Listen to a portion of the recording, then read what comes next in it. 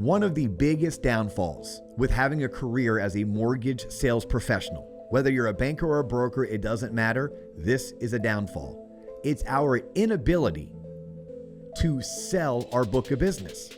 Or is it? I have successfully sold my book of business. And on today's episode, I'm going to talk to you about the good, the bad, and the ugly of what I experienced, what I learned, and where I have succeeded at selling my book of business. Something that you too, at some point in your career, will want to do. Ladies and gentlemen, boys and girls, children 18 plus. You are tuned in to the Loan Officer Podcast with me, Dustin Owen, and my main man, JC John Coleman. Yo, what's poppin'? I was in the AT&T store getting my new iPhone, not because I wanted one, because mine broke and because my daughter wanted one. No. It didn't break. You dropped the shit because you forgot it was on your lap and you walked around with a crusty, shattered screen phone. I did, and I would have for another 2 years, John. No, by the way, that's disgusting. Like walking around with a broken screen or like a broken phone is like having long fingernails with dirt underneath them.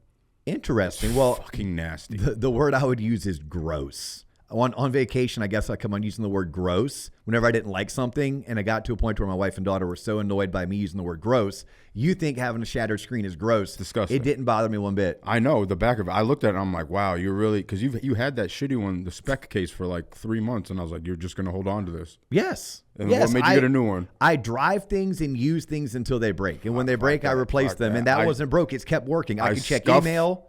I could make phone calls. I could listen to music. Like, it worked. Okay, you know what? If you can walk around with a broken phone, why do you even care about the way you dress? Because that's the way you look. Wow. I'm serious. You could have a suit on. You could be dressed dapper as shit. But if your screen is broken or if you have a fucking Android, bro, I can't mess with you.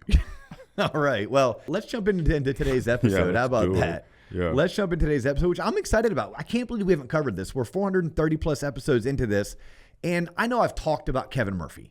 I've talked about my growing up in this business from a broke, scared, lost rookie loan originator who deferred his student loans and cut off his cable, right? That's part of my signature story. Mm-hmm. Then by my second full year in the business is when I had my breakout year and I funded 100 units. And then I lived through the crash, and then I rebuilt my production, and then I ended up doing a production team. And then I was doing that with managing multiple branches, et cetera, et cetera.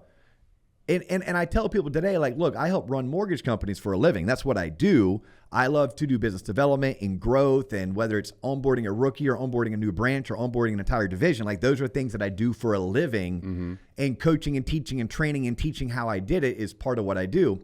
But I don't originate loans anymore. I cover for Kevin when he's on vacation. I do some pre-quals here and there. That's still fun. But I don't actually work day in, day out as a mortgage loan originator. And that's because I did what so few have done, I have found. I successfully sold and transferred my book of business to Kevin Murphy. And Kevin Murphy legitimately funds $2, $3, $4 million a month. I think last year, anti-COVID year, had a pretty rough year. I think his best year was probably during COVID, where he touched almost 50 million in volume, but he's a legitimate $24 to $36 million a year producer. So when you say sold your book of business, you just gave him the little Rolodex on your desk and was like, here, you can call these people now, basically? Well, you would think it was that easy, but no, it was more methodical. It was more planned out. Really? Yes. And what's interesting about our industry, and I don't know if outsiders know this, my buddy, the dentist, has a succession plan. He will sell his practice. Some other dentist will come in and buy it. They will have probably a CPA firm or a financial advisory firm broker that transaction. They'll be able to audit the numbers. The patients will stay with the practice, et cetera. Yeah. My friend, the financial advisor, he can sell his book of business to another financial advisor, and they can run numbers on, well, how many of the clients will stay with the firm, even if it has a new advisor. They come up with some kind of an earnout or some form of a price tag for what that book of business and what that revenue stream is worth. And then there's a sale. My dad, if he owned his own electrical company, could have sold his electrical company, right? Like businesses, mortgage companies can sell. Now, truth be told, mortgage companies don't really sell for that big of a multiple, right? So if you own a mortgage company and your mortgage company is super profitable, which doesn't really happen the past 2 or 3 years. Right. But if it was, you could maybe get a 2.5 times on your dollar. You're not getting a 5 or 10x the way that like tech companies sell for. But as a loan originator, as a mortgage broker, you don't really have a whole lot to sell because it's your brand. Those realtors refer you, not your company, which is what we teach and coach, right? Like when you coach with us and you're a TLOP coaching member, which we offer coaching through tloponline.com. If you're not a part of it, you should check it out. But when we coach you, we're coaching to be that way. The problem is you then have nothing to sell.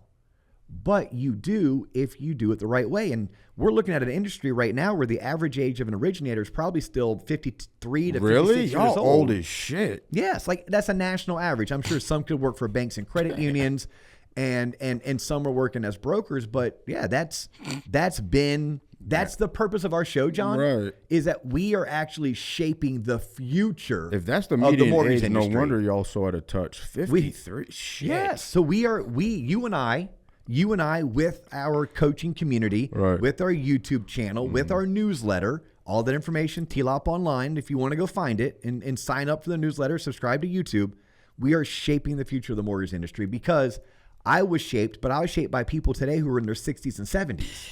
It's time for us in our 30s and 40s to start shaping the people who are in their 20s and 30s so that they can grab the baton and run with it, right? So anyhow, those guys and girls who are looking at, hey, I have 3 more years left. I have 5 more years left. They need to start thinking, what's their exit strategy? And there is a way to gracefully exit. So I kind of want to talk about my experiences and what I learned and what worked well for me. And let's create some content out of this. Good. I got some questions to start. Fire away. So selling your book of business, is that like a legal process or is it literally just like forwarding an email address like, nah, I don't work here no more. Holla at my boy Kevin if you want a loan. I did not do anything formally with a legal document. Okay. But it was nothing like, oh, holler at my boy, here's the email address. Okay, yeah, okay. Yeah, it was a 5-year plan.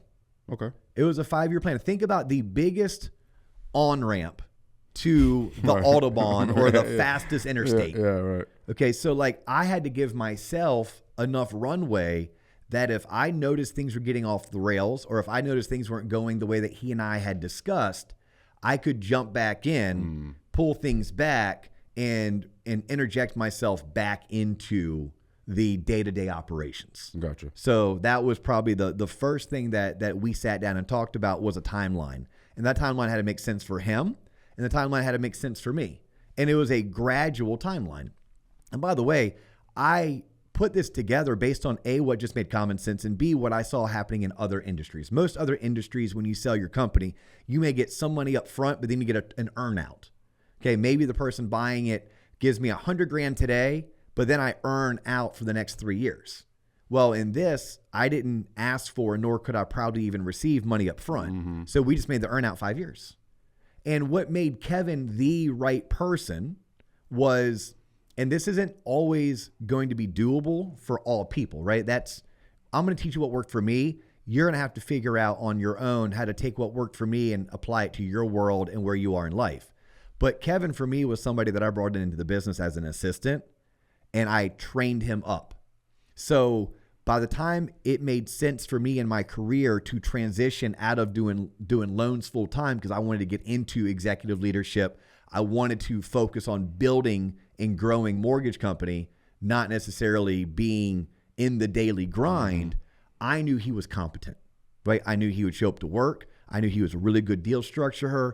I knew that our clients liked him. I know that he did a good job with sending files over to processing. Like I knew he was technically sound. So for that, I knew he was the guy worth the opportunity. And I also knew, because he was once an assistant, that we had elevated him from assistant to loan partner and then loan partner to team lead. And as a team lead, he had already helped me hire and then helped me train 2 other assistants. So I knew at that point he was the right person for the job. Now, Kevin had never been the number one. Those realtors and those past clients were being referred to Dustin and Owen. They were still networking with me. I was still doing the lunch and learns, and I was still doing all the consultations. So it was a transition for Kevin to go from my right hand to no, he is the man. And we sat down and we planned it out for 5 years. In the first year, although I was the face, he was doing all the work. Like I had to take my hands off and I let him do everything, although the realtors were still referring me and it was still my name on everything. Mm-hmm. By year 2, we ran it that way again. However, I was doing a lot less upfront with the borrowers and I was doing half the things with the realtors, and now Kevin was doing half. By year 3, by the way, the loans were still funding in my name. By year 3, I mean, it's just like, think about progressively getting better. Right. Now I'm only doing certain things with certain realtors and very high level things because Kevin's taken over 75% of the realtor communication. We now have the name Murphy included in all of our marketing collateral and all of our branding, and the borrowers next to never talk to me. And then the last 2 years, years 4 and 5, it was 100% him doing everything. I was still executive leading and things were still closing and funding in my name before eventually it was his. And as this transpired, Kevin went from, in year 1, he still fulfilled his duties that he was doing as a loan partner, and he still got loan partner compensation. Mm-hmm. Right? That was year 5 was basically working backwards to get to year 0. Year 4, as he took on more roles, I gave up more of my comp. So the very first year, I made all the money, and he did most of the work. In year 4, he took on more work, but I gave up some money. By year 3, he took on even more work. I gave up more money. When I say money, more commission, more basis points. And then by years, 2 and 1, I'm working backwards, right? So the 5th year is 5 years out from full transition, 4 years out from full transition, 3 years out from full transition. You see where I'm going on this. And then by year 1 and year 0, I was making a whole lot less per transaction, and Kevin was making a whole lot more per transaction. And it worked beautifully. We still have that agreement. The difference is now he has taken over, but it was a 5-year earnout. So I didn't sell it per se for like, hey, Kevin, you need to give me a check for $700,000 because based on my annual production over the past 10 years, you're going to be W-2ing at least $300,000 a year based on this production. No, it was a, hey, we're going to do this. I'm going to be very involved the first year. I'm going to become less involved the second year, a little bit less involved the third year. By years 4 and 5, you're on your own, although things are still in my name and I'm still very much able to jump in if I have to pull things back. And as he took on more responsibility, I then gave up more of the commission to be earned on that particular loan. Mm-hmm. And it worked out fantastic for Kevin, and it worked out fantastic for me. And it just showed me that, look, if there's an originator out there, a mortgage broker out there who's contemplating retirement and wanting to figure out how to go off into the sunset, that is one way that they could do it. That's interesting because we always spend so much time on like how to build up your book of business that when it's time to either like transition, like what do some people just like straight up like, all right, I'm not in the industry anymore, like peace, and then it just. Yeah, I think they do that, or I think the wrong way, maybe in the way that you jokingly had said it, like, yeah. You know what, I'm just going to hand this over to you and let you work it. There has to be a handoff. I think in order for it to be successful, there has to be a transition and there has to be a handoff. And if you just try to like cut the cord, be like, peace out, I'll see you tomorrow. By tomorrow, I mean never. Right, yeah. And please pay me 25 basis points on that production. I can't see why someone would want to do that. I think there has to be some kind of a bridge. And that was what was so important. And I think why Kevin and I's, one of the reasons why it was so successful. And I'll tell you, the reason why I was so successful was because Kevin was the right person. I think with anything, you got to find the right person. And for me, it was an internal candidate. Internally, I had somebody that I believed in, that I trusted emphatically, that had proven to be a solid, top-of-the-class mortgage professional. Now, he didn't necessarily have my sales chops. He hadn't been out selling and marketing. But I found that I could coach him. And that's what I had to do. Those first 2 years, part of that on-ramp that I talk about, when I was more involved and I was making still a larger share of the commission, I was also very involved in coaching Kevin, right? Things like the blueprint that we coach, I had him on something very similar, and he had KPIs that he was supposed to meet, and he was doing his TBD calls, and he was making He was making his past client follow-ups, and he was at networking events. I mean, there was a part that I invested heavily as his coach to make sure that the handoff was going to be smooth and successful. But you know something that we learned during this, which I love that we learned it because it now lets me go teach it in other realms. I know. What? I work with Dustin. I ain't messing with Kevin. I work with you. Yes. Yeah, you've probably heard me tell that story. It was so interesting. I'm going to use some names. And I won't use last names, but I should because these are incredible real estate professionals. Just use first name, last. No, I just use first name. Ready? So I'm going to use this. Jennifer was one of our top referral sources. Okay. Right? She sells a boatload, or at least back then, sold a boatload of real estate. Mm-hmm. I was her dude. Right? I was her dude. But you know what I learned? Kevin wasn't her dude. She loved Kevin when he was my team leader. Mm-hmm. She loved Kevin when he was my assistant. But she loved D.O. And the minute that Kevin took over, she called me and she said, hey, not going to do it. Love you, love him, but not him. What you mean? He's the one been pulling the strings. He's the one that actually does all the hard work on all the loans. That's literally what I tried to tell her. I literally tried to tell her. I said, do you think I'm the one that's actually doing this hard-ass doing all the work, calculating this self-employed income and doing this down payment assistance? No. He was already doing all the work behind the scenes. Don't care. Don't want to work with him. Yep. She loved me being the face. She loved me being the first person her clients talked to. She loved me being the person that if she needed to get something done, she could call me. Mm-hmm. She was fine talking to Kevin if she couldn't get me, but she still wanted me. Okay? That just happened. But there's Katie and there's Warren. Katie and Kevin and their spouses go to dinners together. They hang out on the weekends together. And Kevin probably funds 4 to 5 loans a year with Katie, right? That means Katie referred him enough buyers that he funds 4 loans.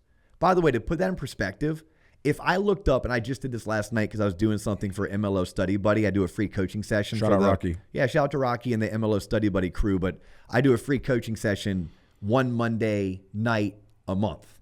And last night was it. And super long story short, shout out to Giovanni. But he has recently landed a really awesome first mortgage career opportunity. And he was based on some advice that I'd given him on the previous month's call. Awesome. And the guy that he's working for does like 400 units a year. Damn. And as I was coaching and teaching, I pulled up this guy's MMI. I pulled up his production numbers. And 400 units, but only 13 realtors does he actually fund 3 or more transactions with.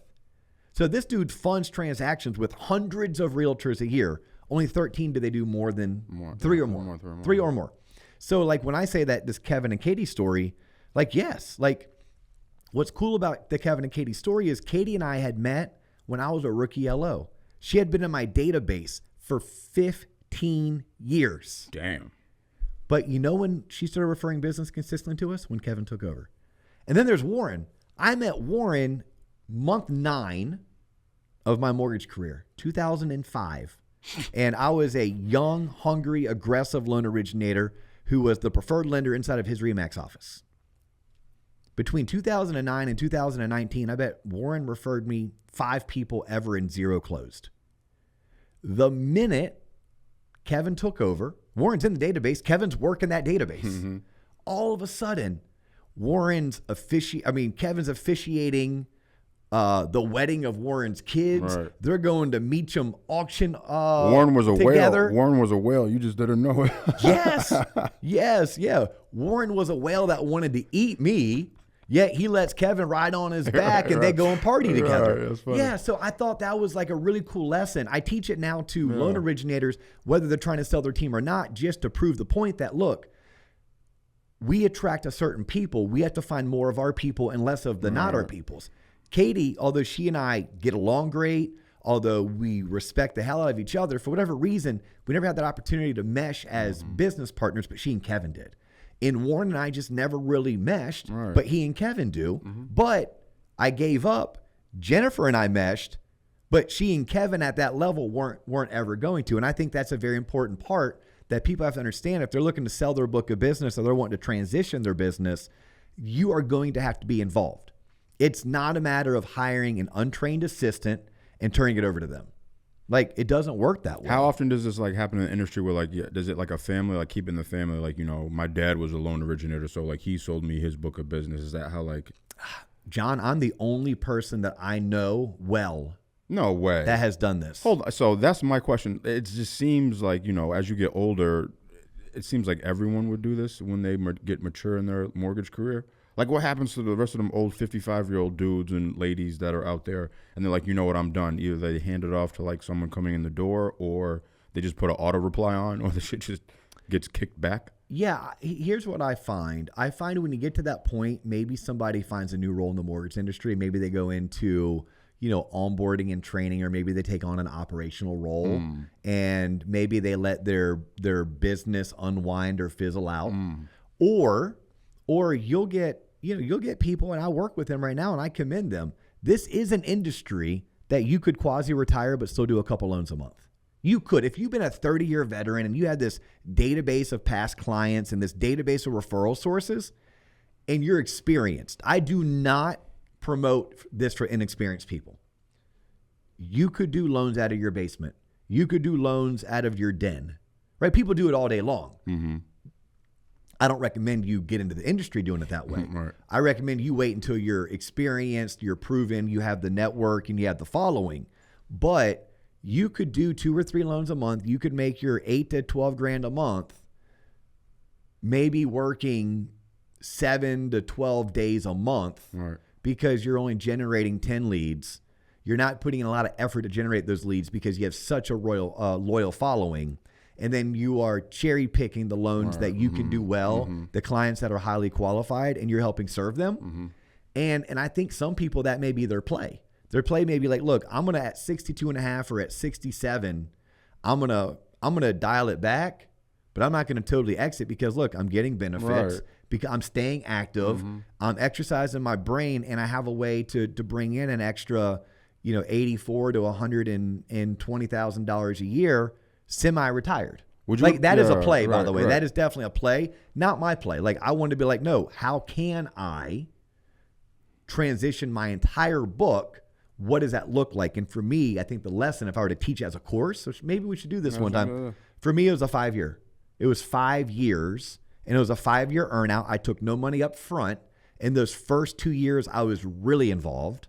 The last 2 years, I wasn't really involved at all. And that middle year, that 3rd year, was the big transition year. But those first 2 years were crucial because that's where I had to make or break. Is this going to work? So what do you do now? Do you ever check in out? Like once in a while? Like you never even, it's like, it's just there. I mean, Kevin and I are dear friends. I love him like a brother. In fact, like, he's one of a few people that I say I love you to. We give hugs to when we see each other, and we work in the same office. Right.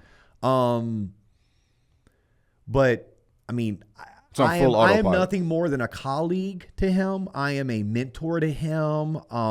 You know, obviously because of the relational, I definitely know some of his clients because his clients are like, could be my best friend Rob, or it could be a bypass client, or it could be a referral source that started with me but transitioned over to him. But no, I am no more of an executive leader to him than I am another 48 or 60 loan officers that work. I just happen to have a different relationship with him because of where we go back to middle school, how he got in the industry, and the fact that he took it over. So, you know, I coach him maybe a little bit more than I do others.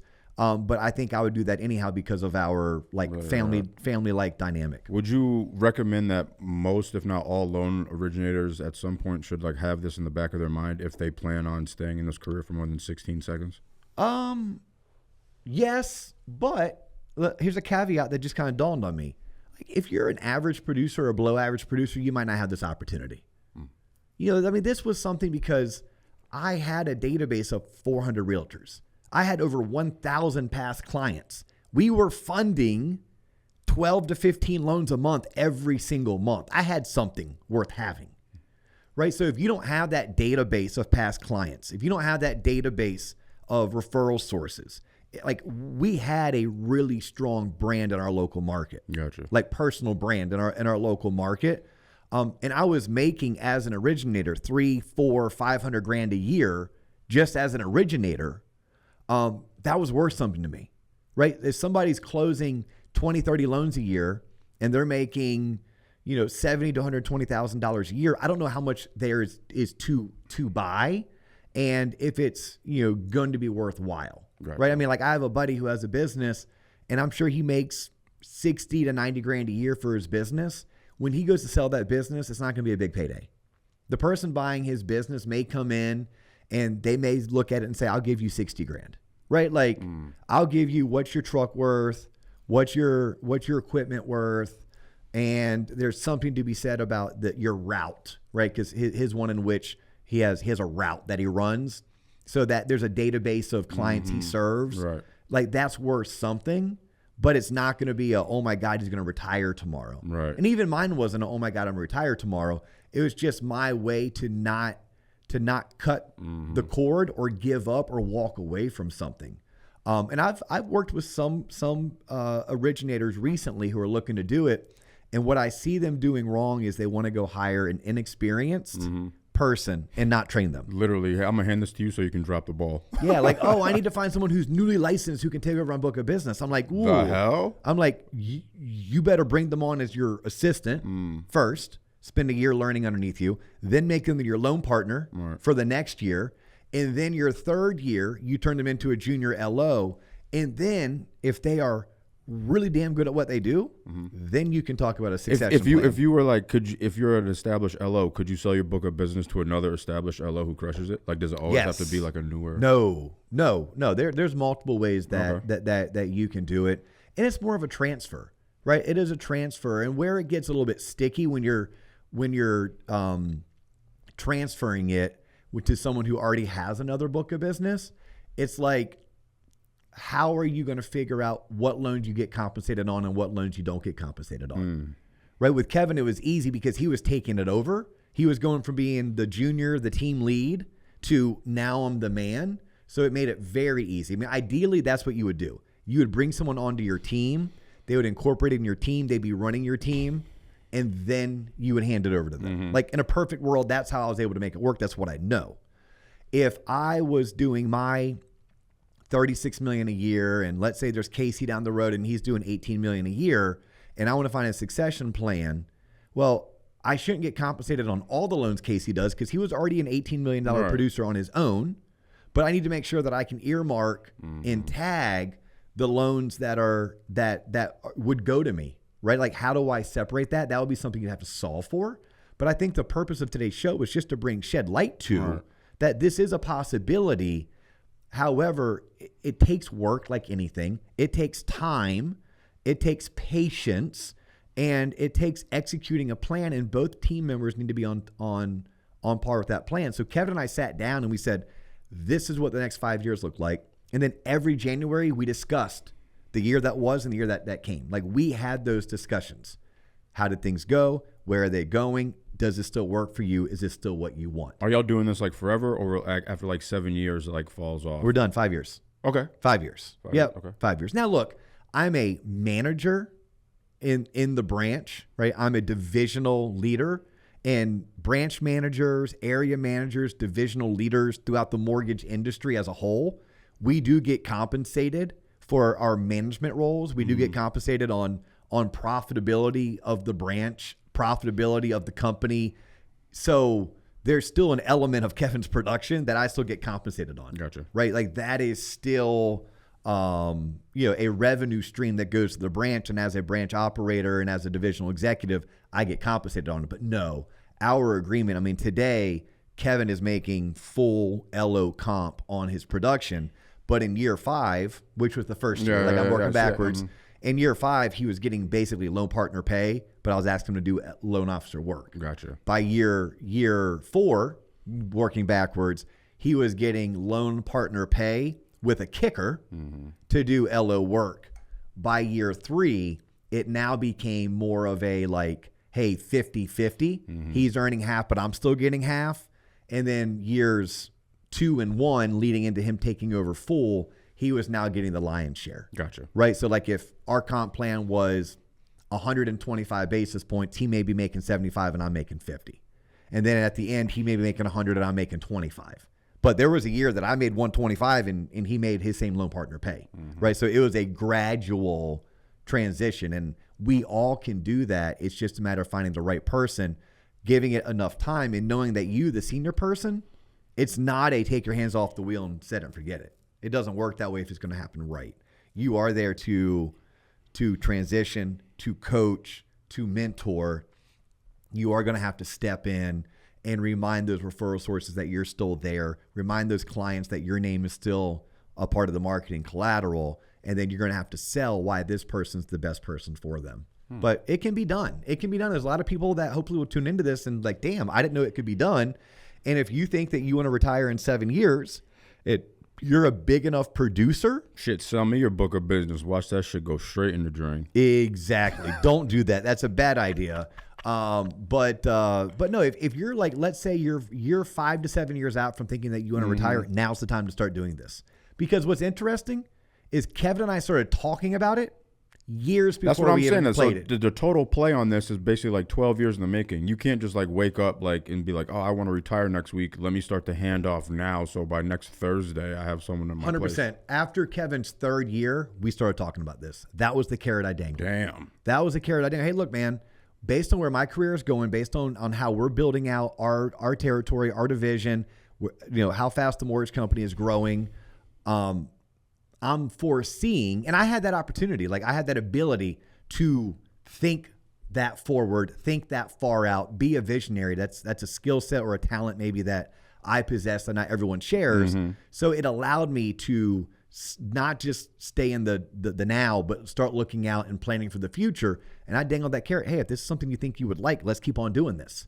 Every year I'll give you a raise. Every year you'll take on more responsibility. And eventually I'll sell you the book of business, so that eventually you can slide right into being a $30 million producer, making 125 basis points, right? Like, and I've helped Kevin have his own assistant, helped him hire and train a shared assistant, so there's been certain parts of our relationship where, yes, I was very involved because of our, mentee taking over the mentor's book and sale aspect, but it isn't something that just happens overnight. And you need to do it with the right professional, and you need to have all expectations properly set, and you need to be constantly meeting to review those expectations, make sure everyone's on the same point. And for that person selling their book of business, just hear me when I say you're going to be very involved. Those crucial first 12 to 18 months, you'll start to get a little bit less involved the next 12 to 18 months. After 36 months is when you can truly start backing out and backing away. But it's only going to be successful based on how good of a job you do, the senior person, in those first 12 to 18. Well said, Dustin. Yeah. Damn. So that's that. I envision us, John, eventually offering some kind of a course. Yeah, that's intelligent. Where this was our first time talking about it that I can remember. Right. So I'm going to work with our team. I want to start creating maybe some short form content or maybe even some PDFs or some best practices. And in the future, we're going to start making those available to all of our TLOP MLO coaching community members. Right now, though, if you want to get with me one-on-one on this topic, as long as you are a member of our coaching community, like I will take that phone call. Because there's not going to be that many people right now that are going to want to do it. But if you are a member of the TLOP MLO coaching community, if you're not, go to tloponline.com. Consider joining. Dollar for dollar, bang for buck. It is the best coaching and sales training out there. I developed it and designed it that way specifically. I coach 2 to 3 times a month. I have a faculty of top producers all throughout the country. They each coach once a month. So you're getting 7 or 8 live sales trainings plus 50 training videos, recordings of previous coaching sessions you would have missed, and all these downloadable resources and best practices. You're getting it for the entire year. Think about this. For the entire year, John, they get it for less than what they pay less than what they earn on one commission check. Get out of town. One Dustin. Commission check pays, not commission check, commission on one loan. Because there's some people like, dude, I make $40,000 a month. No. Like literally, if you make at least $3,000 per loan that you close, our investment is less than $3,000, and it covers the entire year's worth of membership. You get CE through Knowledge Coop. You have access to this really cool AI tool for looking at programs, products, and guidelines, plus all the coaching and the training and being part of the community. So this is your call to action to do it. If you're not ready, that's fine. Make sure you at least sign up for our newsletter. It's free. I write it every single month. Every single week. Every single week. Together. Holy God cow. damn. Every single week. You can sign up for it. Again, the website, TLOP online, TLOP online. And if you haven't subscribed to our TLOP YouTube channel, do so. Not only can you watch the podcast, because maybe you're listening right now on Apple or Spotify, but we have dozens of additional short form content that you can consume and learn from. So it's the TLOP YouTube channel or the Loan Officer Podcast YouTube channel. Make sure you subscribe to that, sign up for the newsletter, and come join us at the TLOP MLO coaching community.